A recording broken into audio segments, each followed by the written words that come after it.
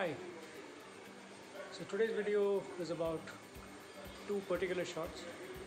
Both of them used to play a ball on which you require no elevation.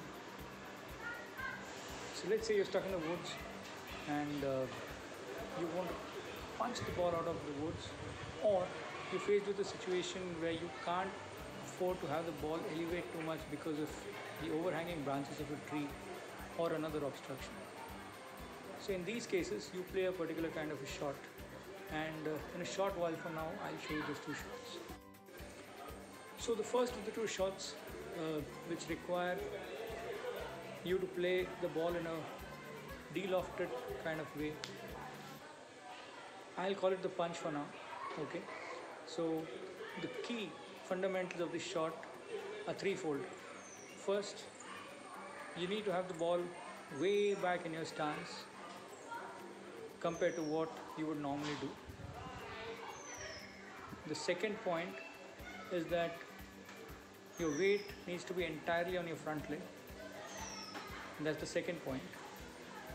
And the third point is super critical, that you do not look up while playing the shot, because the shot is going to be played from a tricky situation. It's highly likely that you're anxious about the shot and you will look up to see what's happened. But in this particular shot, it's super critical that you do not look up to see what has happened to the ball. Rest assured, the ball will find its way to the target. The second in our series of low shots consists of a shot that resembles a chip, except one, that it's played for longer distances, and two, it's played off your front foot, which means that the ball is positioned on the inside of your left heel. As with the chip, your weight is on the front foot, that is your left foot for a right-hander. From that point on, you play this chip-like shot with an iron, and depending on what iron you have used, you will accrue in distance.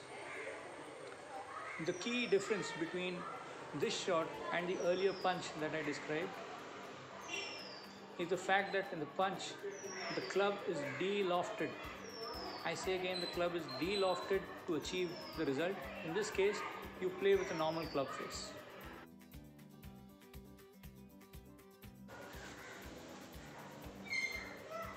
So here we are, and now I'm going to demonstrate the shot that I described to you as the punch. To revise, this shot is played when I need to punch the ball out of a place where I cannot have any elevation of the ball. The ball stays low, almost skidding off the ground, and reaches distance depending on what club you've used. So the shot, the fundamentals, like I said, are that the shot is played with the ball way back in the stance. Normally for an iron, I would set myself up like so, but for this shot, I set myself with the ball way back in the stance like here.